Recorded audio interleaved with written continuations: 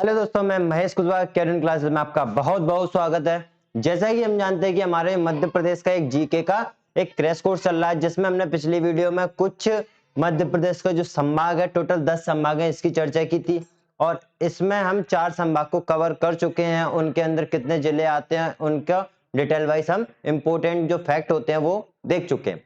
अब जो हमारा नेक्स्ट संभाग आने वाला है, जो अगला संभाग होगा वो होगा रीवा संभाग।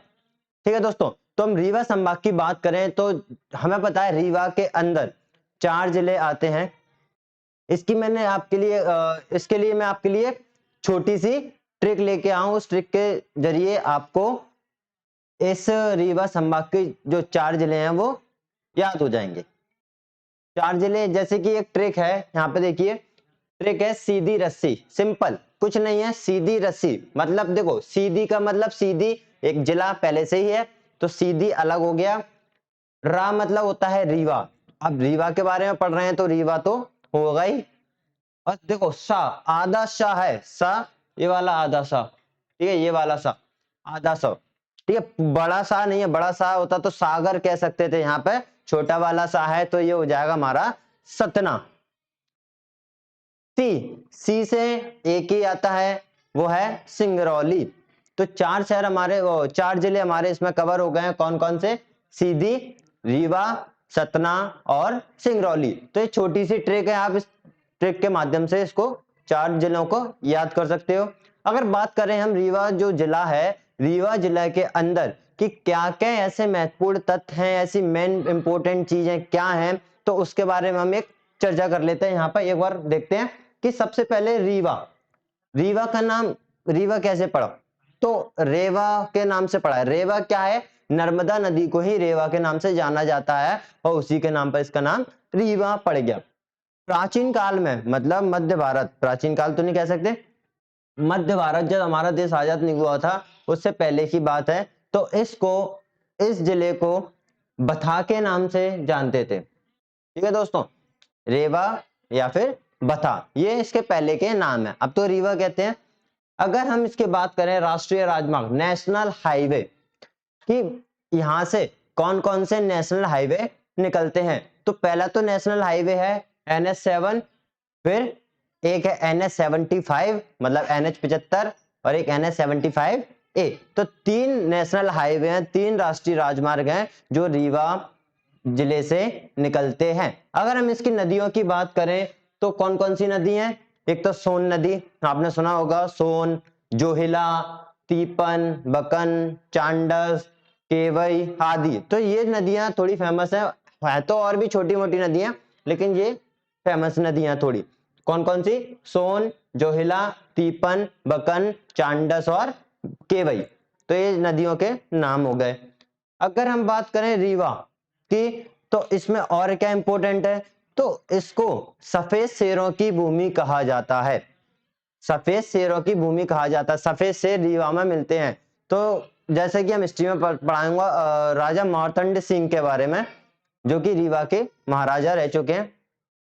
तो इन्होंने पहला बाघ, जो सफेद बाघ है ना, वहां के जंगलों से ही पकड़ा था राजा मार्तंड सिंह ने। ठीक है, तो सफेद शेरों की भूमि किसको कहा जाता है? रीवा को कहा जाता है। एक जगह है यहाँ पे पुष्पराजगढ़। पुष्पराजगढ़ में ऐसा क्या फेमस है? रीवा में ही है क्या? पुष्पराजगढ़। तो पुष्पराजगढ़ में ऐसा क्या फेमस है? तो पहले बात करते हैं, एक तो महुआ, जिससे मदिरा बनाई जाती है, दारू बनाई जाती है। ठीक है, एक है तेंदुपत्ता, सब जानते हो तेंदुपत्ता भी पुष्पराजगढ़ से मिलता है। वो कहां पर है? हमारा रीवा जिले के अंदर है। एक फायर किले, फायर किले मिट्टी, ठीक है, तो ये किसके अंदर होती है? पुष्पराजगढ़, और वो कहाँ है? रीवा के अंदर। हम बात करें बाण सागर परियोजना, आपने नाम भी सुना होगा, बाण सागर परियोजना, जो कि सोन नदी पर है। बाण सागर परियोजना जो कि सोन नदी पर बनाया गया एक बांध है, बाण सागर बांध। उसका जो मुख्यालय है, जो उसका हेडक्वार्टर है, हेड ऑफिस, तो वो कहां पर है? वो भी रीवा में ही है। एक है देवकौर, देवकौर अभिलेख। देवकौर एक अभिलेख है जो कि अशोक कालीन है। अशोक कालीन मतलब अशोक ने बनवाए थे। देवकौर स्तूप, ये भी कहां पर है? देवकौर स्तूप, ये भी रीवा के अंदर ही है। हम बात करें महामृत्युंजय मेला, महामृत्युंजय मेला कहां पे लगता है? वो रीवा के अंदर लगता है। टॉस जल विद्युत, टॉस जल विद्युत एक जल विद्युत केंद्र बनाया गया है टॉस नदी पर, और वो कहां पर है, वो सिरमौर, सिरमौर एक जगह है छोटा सा, सिरमौर में बनाया गया है टॉस विद्युत, टॉस जल विद्युत, ठीक है, टॉस नदी पर। तो वो कहां पर है, सिरमौर, सिरमौर कहां पड़ता है, रीवा में पड़ता है। और कितनी मेगावाट ये बिजली बनाती है, तो 315 मेगावाट ये बिजली बनाती है, 315 मेगावाट, ठीक है, टॉस जल विद्युत 315 मेगावाट बिजली बनाती है। हम बात करें सैनिक स्कूल की, तो मध्य प्रदेश का एकमात्र सैनिक स्कूल वो कहां पर है, वो भी रीवा के अंदर ही आता है। अगर हम आगे और देखें, सबसे ऊंचा जलप्रपात, तो सबसे ऊंचा जलप्रपात बहुत से लोग जानते हैं जो एमपीपीएससी की तैयारी कर रहे हैं, चचाई जलप्रपात, ठीक है, चचाई जलप्रपात सबसे ऊंचा जलप्रपात है, 130 मीटर ऊंचा, जो कि बीहड़ नदी के ऊपर बनाया गया है। ठीक है दोस्तों, तो चचाई जलप्रपात सबसे ऊंचा जलप्रपात है, 130 मीटर ऊंचा, जो कि बीहड़ नदी के ऊपर बनाया गया है। तो ये कुछ इंपोर्टेंट तथ्य थे जो हमने ले लिए। अब बात करते हैं हम और आगे रीवा संभाग के और जो इंपोर्टेंट फैक्ट्स हैं उनके बारे में। तो सर्वाधिक ग्रामीण जनसंख्या, देखो यहाँ पे दोस्तों सर्वाधिक ग्रामीण जनसंख्या की बात की है, मतलब नंबर वाइज, प्रतिशत में नहीं, प्रतिशत में कौन था सर्वाधिक जनसंख्या, ग्रामीण जनसंख्या में प्रतिशत की बात आती है तो डिंडोरी है, और जनसंख्या नंबर वाइज आती है, कितने नंबर मतलब कितने लोग हैं, तो रीवा की बात आती है। तो रीवा में सबसे ज्यादा ग्रामीण जनसंख्या निवास करती है, गांव में लोग सबसे ज्यादा रहते हैं। त्योथर, त्योथर एक जगह है रीवा में, ये किस लिए फेमस है, ये पुरातात्विक स्थल है, यहाँ पर मतलब बहुत पुराने पहले जमाने के बहुत सारी चीजें मिलेंगी यहाँ पर, कहां पर, त्योथर में, पुरातात्विक स्थल है ये। केवटी कुंड प्रपात, ठीक है, केवटी कुंड प्रपात ये भी कहां है, रीवा में, जो कि कहां पर बना हुआ है, बीहड़ नदी के ऊपर। जैसे कि चचाई जलप्रपात भी कहां पर था, बीहड़ नदी के ऊपर, और केवटी जलप्रपात भी कहां पर है, बीहड़ नदी के ऊपर ही बनाया गया है। गुड़ डिकैन, ठीक है, गुड़ डिकैन भी कह देते हैं, गुड़ डिकैन ये एमपी की सबसे बड़ी सौर परियोजना है, मतलब सोलर एनर्जी, यहाँ पे लाइट बनाई जाती है सूर्य के थ्रू, सूरज के थ्रू लाइट बनाई जाती है, सौर ऊर्जा जैसे आप जानते हैं। तो सौर परियोजना सबसे बड़ी, जो कि 752 मेगावाट इलेक्ट्रिसिटी प्रोवाइड करवाती है, मतलब बिजली बनाती है, कितनी, 752 मेगावाट। कौन, सौर परियोजना, कहां की, ये वाली गुड डिकैन, ठीक है, वो कहां पे है, रीवा में है। आगे बात करें, रीवा के राजा रामचंद्र के दरबार से एक थे जिसको सब तानसेन के नाम से जानते हैं, जिनको तन्ना मिश्र नाम था इनका, या फिर कह सकते हो रामतनु पांडे, ठीक है, बाद में इनको उपाधि मिल गई थी तानसेन की। तो रीवा के एक राजा थे, कौन से, रामचंद्र, इसी के दरबार में ये रहते थे पहले, कौन, तानसेन। तब तानसेन ने यहाँ थोड़ा लड़ाई छिड़ी, अकबर मतलब लड़ाई छिड़ी यहाँ पर अकबर से, तो अकबर ने तानसेन को यहीं से उठाया था, ये समझ लेना। तो फिर उन्होंने क्या किया, इनको अपने नवरत्नों में रख लिया था तानसेन को। जैसे कि हम जानते हैं तानसेन कहाँ के थे, ग्वालियर, ग्वालियर में इनकी समाधि बनी है, इनके गुरु थे मोहम्मद घोष, उन्हीं के बगल में। ये तो कुछ महत्वपूर्ण तथ्य हो गए रीवा जिले के बारे में, थोड़ा इंपोर्टेंट फैक्ट है, इसको हमें याद करना ही है, ठीक है दोस्तों। तो ये हो गया रीवा जिले के बारे में। देखो सीधी और सिंगरौली में इतना ज्यादा कोई फैक्ट नहीं है, थोड़े से 2-4 पॉइंट है, फैक्चुअल बातें जो इंपोर्टेंट हो सकती हैं, तो हमने वो यहाँ पे कवर कर लिए हैं। तो जैसे कि सीधी की बात करूं, सीधी जिले, सीधी में ऐसा क्या इंपॉर्टेंट है जो हमें याद रखना चाहिए एमपीपीएससी के लिए या फिर अदर एग्जाम के लिए, चाहे वो एमपी पुलिस हो चाहे एसआई हो, तो ये इंपॉर्टेंट है, जो ऑल गवर्नमेंट एग्जाम में ये पूछे जा सकते हैं एमपी के।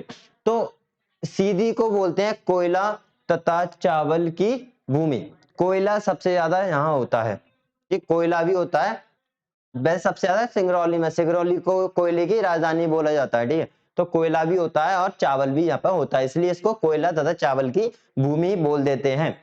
राष्ट्रीय राजमार्ग की बात करूं, जो कौन सा नेशनल हाईवे है जो कि सीधी से गुजरता है, तो एक ही ऐसा राष्ट्रीय राजमार्ग है, नेशनल हाईवे है जो सीधी से गुजरता है, वो है NH75, मतलब NH75, ठीक है।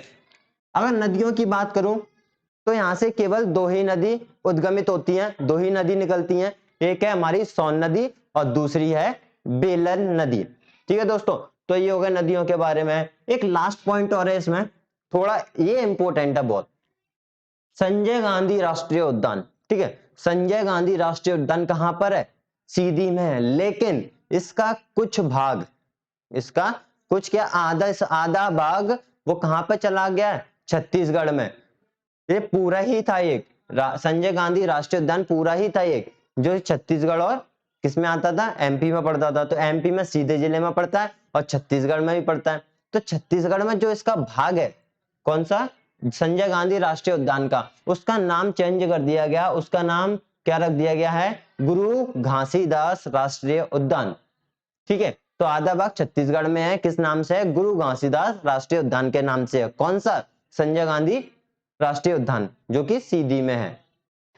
ये हो गए थोड़े 2-3 पॉइंट थे, सीधी में इतना ज्यादा इंपॉर्टेंट नहीं था, ये इंपॉर्टेंट हो सकता है संजय गांधी राष्ट्रीय उद्यान का, तो हमने ये वाला पॉइंट ले लिया। अगर बात करें सिंगरौली, सिंगरौली को ऊर्जा राजधानी बोलते हैं। ठीक है, सिंगरौली को ऊर्जा की राजधानी बोलते हैं और कोयला की राजधानी भी बोलते हैं। तो ऊर्जा की राजधानी बोलते हैं इसको, और ऊर्जा की राजधानी कहां पे? बेड़न में। या फिर डायरेक्ट अगर ऑप्शन में सिंगरौली आया है, ऊर्जा की राजधानी किसको बोलते हैं? अगर सिंगरौली है तो सिंगरौली आंसर लगा देना। और सिंगरौली के अंदर एक बेड़न जगह है, बेड़न का पूछा ऑप्शन में आया तो बेड़न का लगा देना। तो सिंगरौली के अंदर ही है बेड़न। ठीक है, तो ऊर्जा राजधानी किसको बोलते हैं? सिंगरौली, या फिर अंदर में जाके और बेड़न। राष्ट्रीय राजमार्ग की बात करें तो देखो दोस्तों, यहाँ पे सीधी और सिंगरौली, क्योंकि सीधी से ही अलग ही हुआ है सिंगरौली।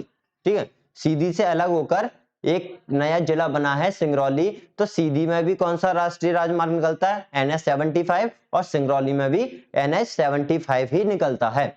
नदियों की बात करें तो यहाँ पे इतना नदी है नहीं है, तो नदी में हमें देखना नहीं है। ठीक है, अगर हम बात करें राष्ट्रीय राजमार्ग, तो हो गया सर्वाधिक क्षमता वाला ताप विद्युत केंद्र।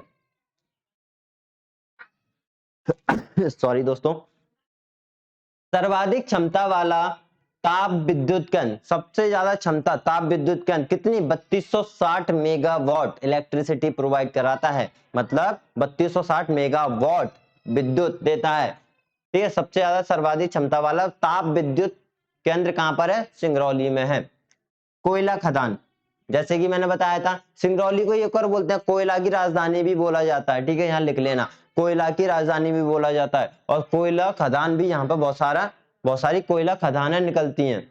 ठीक है, माड़ा की गुफाएं, माड़ा की गुफाएं, ठीक है, यहाँ पे सिंगरौली में गुफाएं हैं माड़ा जगह पर। तो माड़ा की गुफाएं वो बहुत पुरानी है, प्राग ऐतिहासिक काल की हैं। अगर मैं बात करूं चांदी देवी का मंदिर कहां पर है, तो चांदी देवी का मंदिर सिंगरौली में है, और किस जगह पे? घोघरा गांव। ठीक है, सिंगरौली में घोघरा गांव में चांदी देवी का मंदिर है। और एक और बात, जैसे कि मैंने बताया था कोयला खदान, ठीक है, कोयला खदान है यहाँ पे, तो यहाँ पर कोयले की सबसे मोटी परत, जिसको क्या बोलते हैं? बिटुमिनस। भारत में बिटुमिनस कोयले की सबसे मोटी परत। ठीक है, बिटुमिनस एक कोयले का नाम है।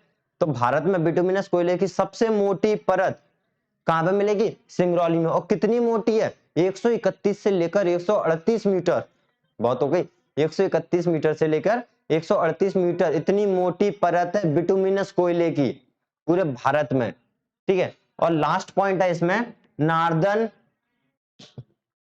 कोल फील्ड्स, नॉर्दर्न कोल फील्ड्स। ठीक है, कंपनी है एक नॉर्दर्न कोल फील्ड्स, क्योंकि कोल की बात चल रही है, और ये कोयला कहां पर होता है? सिंगरौली में। थोड़ा सा अगर आ भी जाए तो थोड़ा दिमाग लगा लेना कि कोयला सबसे ज्यादा कहां होता है, कोयले की राजधानी किसको बोलते हैं, कोयले के बारे में ही पूछ रहा है, तो सिंगरौली पे ज्यादा चांस होते हैं, इसका आंसर होगा सिंगरौली। ठीक है, तो नॉर्दर्न कोल फील्ड्स जो कंपनी है वो कहां पर है? उसका मुख्यालय वो कहां पर है? वो सिंगरौली में है। ठीक है दोस्तों, तो ये हो गया सीधी रीवा संभाग के 3 जिले। एक संभाग और बचा है हमारा, वो कौन सा बचा है? सतना संभाग। ठीक है दोस्तों, सतना संभाग, इसके बारे में हम एक और देख लेते हैं, सतना संभाग में ऐसा क्या है। आप इसका एक बार स्क्रीनशॉट ले लीजिए अगर चाहो तो, मैं हट जाता हूं।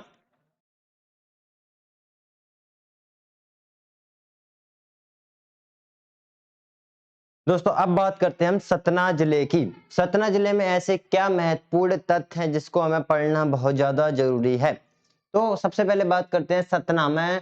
इसको देखो, पहले तो ये सतना का जो आकार है, सतना जिले का जो भौगोलिक आकार है वो कछुए की तरह है, कछुए आकृति का है। तो सतना कैसा है? कछुआ आकृति का है। राष्ट्रीय राजमार्ग की बात करें तो यहाँ से केवल 2 ही ऐसे राष्ट्रीय राजमार्ग हैं, नेशनल हाईवे जो गुजरते हैं, वो है NH-75 और NH-7, NH-75 और NH-7। नदियों की बात करें तो यहाँ से कुछ ऐसी नदियां जो महत्वपूर्ण है, नदियां तो और भी हैं छोटी, लेकिन हमें थोड़ी महत्वपूर्ण नदियों के बारे में देखना है। तो वो है सतना, सतना में सतना, बरुआ, अमरन, सोन, टोंस और पासुनी नदी। ये 6 नदी हैं जो थोड़ी इंपॉर्टेंट है, जो कि सतना जिले से निकलती हैं। देखो मैहर, आपने इसके बारे में सुना होगा, मैहर जिसको संगीत नगरी के नाम से जाना जाता है। क्यों? क्योंकि यहाँ पर जो अलाउद्दीन खां है, अलाउद्दीन खां थे, वो संगीत के बहुत ज्यादा प्रेमी थे, अच्छे संगीतकार थे। तो उनके नाम पर यहाँ पे एक एकेडमी बनी हुई है, अलाउद्दीन खां के नाम से यहाँ पे एक क्या बनी हुई है? एकेडमी बनी हुई है। और यहाँ पर माँ शारदा का, माँ शारदा कौन होती है? माँ सरस्वती, उनका एक भव्य और प्रसिद्ध मंदिर है मैहर में। ठीक है, मैहर वो कहाँ पे है? सतना जिले में। चित्रकूट धाम, ठीक है, चित्रकूट धाम। तो चित्रकूट धाम में क्या है? सबसे पहले तो एक जलप्रपात है। और ये बना कहाँ पे? चित्रकूट धाम ये मंदाकिनी के तट पर स्थित है। कहाँ पर? मंदाकिनी नदी के तट पर स्थित है। ठीक है, यहाँ पे चित्रकूट में एक चीज और है, चित्रकूट में ग्रामोदय विश्वविद्यालय भी है। बहुत सारी हैं, हम चित्रकूट की बात करेंगे कि पूरे ऐसे इंपोर्टेंट फैक्ट चित्रकूट के अंदर कौन कौन से हैं। तो चित्रकूट में ग्रामोदय विश्वविद्यालय भी है जो कि, और मंदाकिनी और गोदावरी का मिलन स्थल भी कहाँ पर है? चित्रकूट में है। तो यहाँ पर थोड़े से चित्रकूट में जो अभी आगे भी आएंगे, तो जलप्रपात है, मंदाकिनी नदी पर ये स्थित है। यहाँ पे चित्रकूट ग्रामोदय विश्वविद्यालय भी है, और मंदाकिनी और गुप्त गोदावरी का संगम स्थल भी है। दोनों नदियां गोदावरी और मंदाकिनी दोनों यहाँ पर मिली हुई हैं चित्रकूट में। बात करें एमपी की दूसरी खुली जेल, एमपी की दूसरी खुली जेल कहां पर है? वो भी सतना में ही है। ठीक है दोस्तों, तो ये हो गया सतना के बारे में। थोड़ा और देखते हैं आगे और क्या है इसमें सतना में। तो पहली टाइगर सफारी, प्रथम टाइगर सफारी कहां पे? सतना में। कहां पर? सतना में किस जगह? मुकुंदपुर में 2016 में बनी थी। पहली टाइगर सफारी 2016 में बनी थी, समथिंग 13/4/2016। ठीक है, 13 तारीख 4था महीना 2016 को पहली टाइगर सफारी बनी थी। कहाँ? सतना में। ठीक है, किस जगह पे? मुकुंदपुर में। सबसे ज्यादा सीमेंट कारखाने भी है यहाँ पे, उत्पादन होता है सीमेंट कारखानों का, सबसे ज्यादा सीमेंट कारखाने मिलेंगे। बीड़ी उद्योग भी होता है, ऐसे बीड़ी उद्योग भी यहाँ पे है। और जैसे चूना पत्थर, चूना भी यहाँ पे होता है। तो सबसे ज्यादा इंपॉर्टेंट है यहाँ पे, लिख लेना अगर आपको लिखना है तो। जैसे कि यहाँ पे बीड़ी उद्योग भी होता है, चूना पत्थर उद्योग होता है, लिख सकते हो। सर्वाधिक सीमेंट कारखाने कहाँ पर है? वो सतना जिले में ही है। ठीक है, गेरू भी यहाँ पे होता है। तो अगर आप लिख सकते हो तो लिख लो, नहीं तो ये इंपॉर्टेंट तो है ही। ठीक, अगले महात्मा गांधी ग्रामोदय विश्वविद्यालय। ठीक है, जो मैं पहले भी बता चुका हूँ, ग्रामोदय विश्वविद्यालय तो वो वही है, महात्मा गांधी के नाम से है, महात्मा गांधी ग्रामोदय विश्वविद्यालय, वो कि चित्रकूट में ही है। 1991 में, जैसे कि मैंने यहाँ लिखा था चित्रकूट ग्रामोदय विद्यालय, वो महात्मा गांधी ग्रामोदय विश्वविद्यालय ही है, जो कि 1991 में स्थापित हुआ था, बनाया गया था।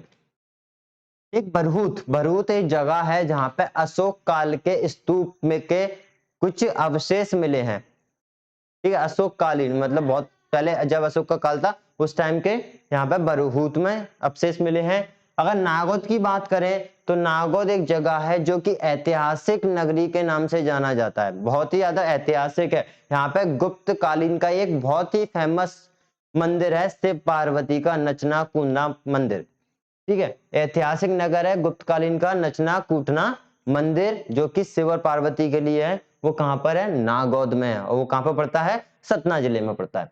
अगर हम बात करें सती अनुसुईया व अत्रि ऋषि का आश्रम, सती अनुसुईया का शायद आपने नाम सुना होगा, और अत्रि ऋषि का, अत्रि ऋषि और सती अनुसुईया का जो आश्रम है वो कहां पर है, चित्रकूट में ही है। ठीक है, चित्रकूट सतना की बात हो रही है, अगर डायरेक्टली पूछ लिया चित्रकूट कहाँ है तो सतना में ही है वो तो चित्रकूट में अनुसुईया और सती अनुसुईया और अत्रि ऋषि का आश्रम है। माना जाता है कि यहाँ पर जो भगवान राम जो भगवान राम ने क्या किया था यहाँ पे, और माना जाता है कि यहाँ पे ब्रह्मा विष्णु महेश ने बाल अवतार लिया था। ठीक है, अगर हम बात करें और ज्यादा चित्रकूट में और ऐसे क्या है, और माना जाता है कि चित्रकूट में ही भगवान जो राम है उन्होंने बस वनवास के, जब में उनको वनवास मिला था 14 साल का, तो कुछ टाइम उन्होंने यहाँ पे स्पेंड किया था, कुछ टाइम उन्होंने यहाँ पे बिताया था, कहाँ पर, चित्रकूट में। और यहाँ पर जानकी कुंड भी है, लक्ष्मण जी का मंदिर भी है। तो दोस्तों ये हो गए हमारे पूरे रीवा संभाग के जो 4 जिले थे, वो हमने उनके कुछ महत्वपूर्ण तथ्य, हर जिले में क्या महत्वपूर्ण हो सकता है वो सब हमने यहाँ पर पूरा चर्चा कर लिया है। आप इसका पूरे का स्क्रीनशॉट ले सकते हो। तो ये हो गया हमारा रीवा संभाग। अब आगे चलते हैं कि और कौन से संभाग हैं, उनको कैसे क्या, तो आप इनका स्क्रीनशॉट ले सकते हो।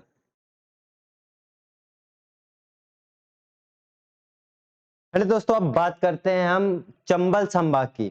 हमारा रीवा संभाग हो चुका था, अब बात करते हैं हम चंबल संभाग की। चंबल संभाग में जो टोटल जो जिले आते हैं वो हैं 3। कौन कौन से, मुरैना, श्योपुर, भिंड। अब इसकी छोटी सी ट्रिक है, आप उसको याद कर सकते हो भीष्म के नाम से। ठीक है, भीष्म, चंबल संभाग का भीष का भी का मतलब होता है भिंड, और आधा शाह का मतलब श्योपुर, माँ का मतलब मुरैना। देखो माँ से मंडलावी होता है, लेकिन ये चीजें आपको थोड़ी दिमाग में रखना है। अगर हम चंबल संभाग पढ़ रहे हैं तो चंबल ऊपर पड़ती है, बिल्कुल राजस्थान से होते हुए मुरैना जिले तक जाती है, मुरैना की सबसे फेमस नदियों में से आती है। तो और मैं बता दूं, चंबल सबसे शुद्ध नदी मानी गई है। ठीक है, तो भीष्म के नाम से इसको याद कर लेना। अगर मुरैना की बात करें तो मुरैना क्या है, चंबल संभाग जो है उसका मुख्यालय मुरैना में है। ठीक है दोस्तों, और वैसे जितने भी संभाग हैं, केवल चंबल संभाग और नर्मदापुरम संभाग को छोड़कर सारे संभागों के संभाग जो हैं उनके मुख्यालय उसी में ही है। जैसे कि इंदौर संभाग का मुख्यालय इंदौर में ही है, जबलपुर संभाग का मुख्यालय जबलपुर में ही है। अगर हम चंबल संभाग और नर्मदापुरम संभाग की बात करें, क्योंकि चंबल संभाग जो है वो किसी शहर के मतलब किसी जिले के नाम से नहीं है, और ना ही नर्मदापुरम नाम का ऐसा जिला हमारे मध्य प्रदेश में है।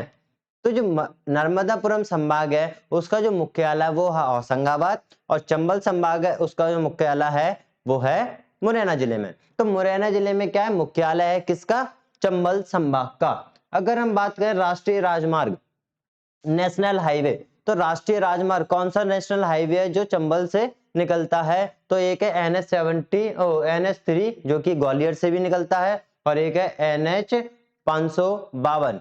ठीक है दोस्तों, तो 2 ऐसे राष्ट्रीय राजमार्ग हैं, नेशनल हाईवे हैं जो चंबल से निकलते हैं, मुरैना से निकलते हैं।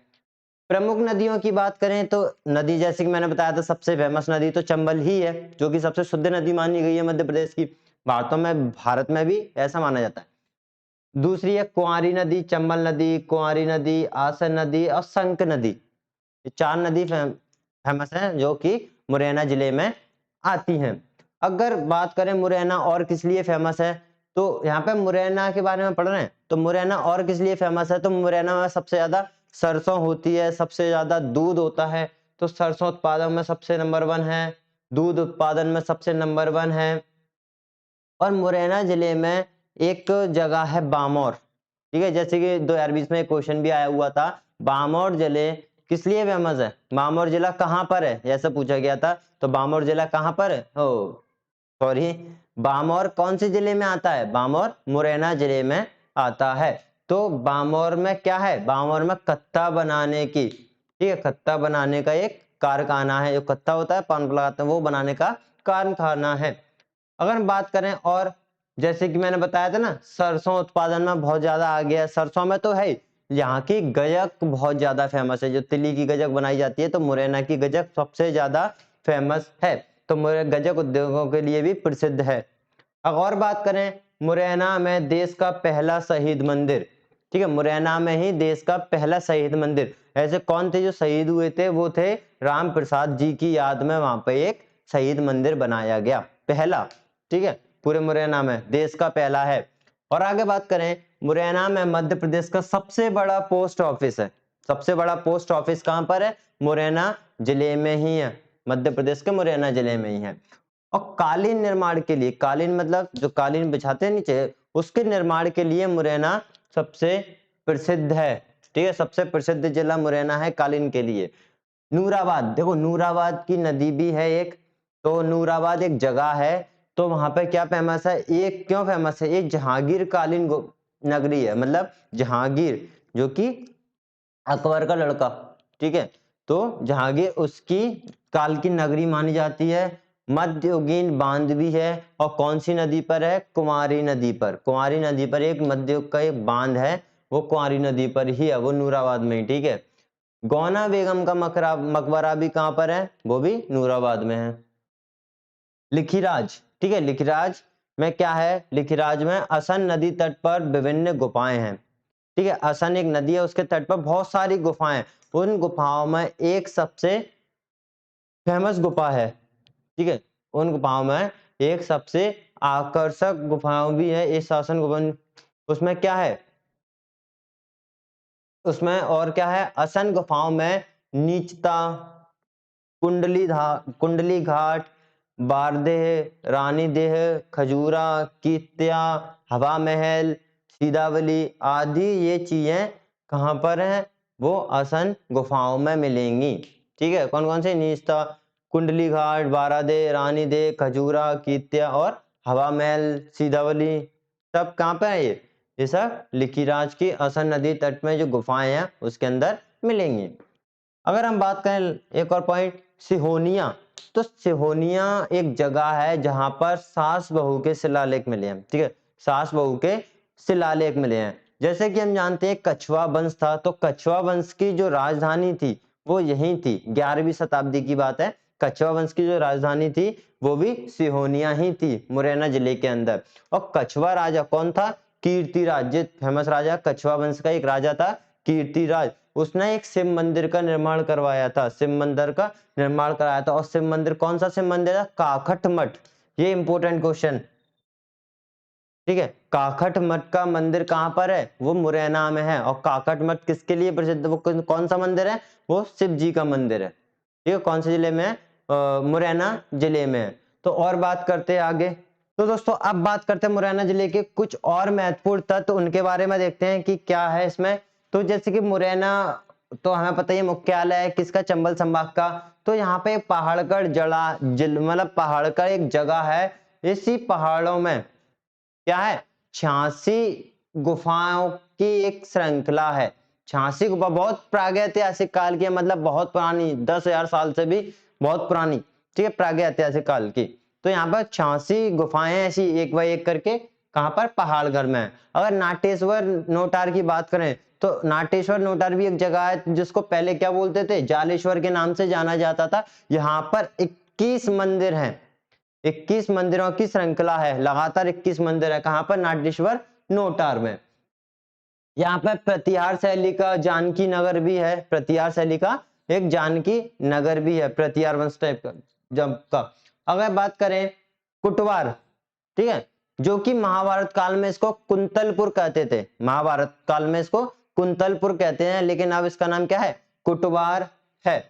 ठीक है, हर सिद्ध या अंबा माता का प्रसिद्ध मंदिर जो है वो कुंतलपुर में ही है, मतलब कुटवार में ही है। और ये कौन सी नदी पर है? आसन नदी पर, क्योंकि हम जानते हैं मुरैना में एक आसन नदी निकलती है, चंबल नदी निकलती है, तो आसन नदी पर ही ये है। आगे बात करते हैं सबलगढ़ प्रसिद्ध किला। तो सबलगढ़ का जो एक किला है बहुत ज्यादा प्रसिद्ध है, जो कि गुर्जर के सरदार किसने? सावला ने इसको निर्मित करवाया था, बनवाया था। और यहाँ पर एक खूबसूरत बांध भी है। ठीक है, आगे चलते हैं पाड़ावली। ठीक है, घेटान जिसको बोलते हैं, गुप्त काल के टाइम पे इस जगह को घेटान बोलते हैं, लेकिन अब इसका नाम क्या है? पाड़ावली है। इसका मतलब होता है कि पहाड़ों से घिरी हुई जगह। घेटान में गुप्तकालीन के अनेक मंदिर भी है, बहुत सारे मंदिर हैं गुप्तकालीन। ठीक है, गुप्ता साम्राज्य जब पढ़ा चुका हूं इतिहास में, आप देख सकते हो। तो उस टाइम के यहाँ पर क्या है, बहुत ज्यादा मंदिर भी हैं, मकान के खंडर भी मिले हैं, ठीक है, 50 से अधिक स्मारक हैं। भूतेश्वर घाटी भी कहाँ, यही है। मीतावली, तो मीतावली की पहाड़ियां जो कि मुरैना में ही है, तो इन पहाड़ियों पर क्या है, 64 योगिनी मंदिर है और बहुत ज्यादा प्रसिद्ध मंदिर है। और यहाँ पे एक चीज और है, मीतावली में एक इमारत है जहाँ पे 64 कमरे हैं, इमारत है 64 कमरे हैं। जो इमारत की खास बात क्या है कि वो वृत्ताकार आकृति की है, मतलब गोल बनी हुई है, जैसा कि अपना संसद भवन है, तो संसद भवन की आकृति की एक वृत्ताकार एक इमारत है जिसमें 64 कमरे हैं। तो दोस्तों ये हो गए हमारे पूरे मुरैना जिले के बारे में, ठीक है, चंबल संभाग का एक मुरैना जिला। अब जो हमारा बचा है वो बचा है कि भिंड और शिवपुरी के बारे में, तो आप इसको नोट कर सकते हो एक बार। तो दोस्तों हम बात करते हैं अब भिंड जिले की। तो भिंड जो जिला है इसको भिवंडक ऋषि के नाम से मतलब रखा गया है, भिवंडक ऋषि की भूमि बोला जाता है भिंड जिले को। राष्ट्रीय राजमार्ग की बात करें, कौन सा राष्ट्रीय राजमार्ग है जो भिंड जिले से निकलता है, NH 92 और NH 552, मतलब NH 92 और NH 552। अगर हम बात करें, नदियां यहां से नहीं है। अगर हम बात करें भिंड जिले की, और तो भिंड जिले में पवन ऊर्जा के लिए सर्वाधिक, ठीक है, पवन ऊर्जा के लिए सर्वाधिक है, लेकिन अनुकूलता रखता है, ठीक है, हम कह नहीं सकते कि बहुत ही ज्यादा है, अनुकूल है, मतलब कि सर्वाधिक माना गया है, 100% श्योर नहीं है कि सर्वाधिक हो, अनुकूलता रखता है केवल, ठीक है। मालनपुर की हम बात करें तो मालनपुर, ये इंपॉर्टेंट फैक्ट है, भिंड जिले के एक तहसील है मालनपुर, ये औद्योगिक केंद्र के लिए विख्यात है, मतलब औद्योगिक केंद्र के लिए बहुत ज्यादा फेमस है। रोन मध्य प्रदेश की सबसे छोटी तहसील जनसंख्या वाइज, ठीक है, जनसंख्या की दृष्टि से देखा जाए तो मध्य प्रदेश की सबसे छोटी जो तहसील है वो कौन सी है, रोन है, ठीक है। दहोदरा में एक प्रसिद्ध हनुमान का मंदिर है। अटेर, ये सब भिंड में ही है, अटेर में प्रसिद्ध एक किला है। अगर गोहद की बात करें तो गोहद में भी एक प्रसिद्ध किला है। ये सब भिंड के कुछ महत्वपूर्ण तथ्य हैं, थोड़े बहुत हैं, ज्यादा नहीं है। यहाँ चंबल के बीहड़ के लिए प्रसिद्ध है, मतलब यह चंबल का बीहड़, मतलब यहाँ पे जो डाकुओं की नौकरी बोली जाती है, ऊपर बीहड़ इलाका, मिट्टी के टीले होते हैं, तो चंबल की बीहड़ के लिए बहुत ज्यादा प्रसिद्ध है। अगर जहाँ पर डकैत समस्या के लिए कुख्यात है, जैसे मैंने बताया ना चंबल की बीहड़ एरिया है, तो डकैत भी ज्यादा होने के चांस है, तो ये डकैत समस्या के लिए भी कुख्यात है, मतलब जहाँ पर डकैत समस्या भी है। अगर ये तो हो गया थोड़े बहुत इंपॉर्टेंट फैक्ट्स भिंड जिले के, इसमें ज्यादा कुछ था नहीं पढ़ने लिए, बस थोड़े जो इंपॉर्टेंट फैक्ट थे वो हमने थोड़े से कवर कर लिए। अब बात करते हैं हम श्योपुर जिला, ठीक है दोस्तों, श्योपुर जिले के बारे में, जो आखिरी जिला है मध्य प्रदेश संभाग का। जैसा कि हम जानते हैं जो श्योपुर जिला है वो मुरैना जिले से अलग हुआ था, कब हुआ था, 25 मई 1998 में। और इसका राष्ट्रीय राजमार्ग की बात करें तो जो राष्ट्रीय राजमार्ग है, इसका राष्ट्रीय राजमार्ग मतलब नेशनल हाईवे, एक ही है नेशनल हाईवे, कौन सा, 552, जो कि भिंड से निकलता है, वही श्योपुर से भी निकलता है। प्रमुख नदियों की बात करें तो नदियां श्योपुर में कौन सी है, चंबल, कुनो, सीप, ठीक है, चंबल, कुनो, सीप, ये प्रमुख नदियां हैं।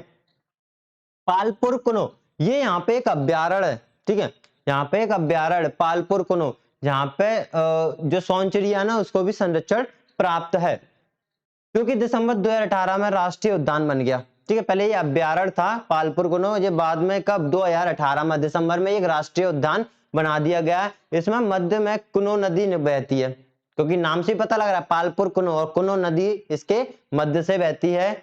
गिरवन और नीमिविया, ठीक है, गिरवन और नीमिविया अफ्रीका में पड़ता है, वहां के सिंहों को बसाने की योजना बनाई जा रही है, वहां के जो शेर हैं उनको यहाँ पर बसाने की योजना बनाई जा रही है। श्योपुर सर्वाधिक कुपोषित जिला माना गया है, सबसे ज्यादा कुपोषित लोग श्योपुर में है ऐसा माना गया है, तो सर्वाधिक कुपोषित जिला कौन सा हुआ, श्योपुर हुआ।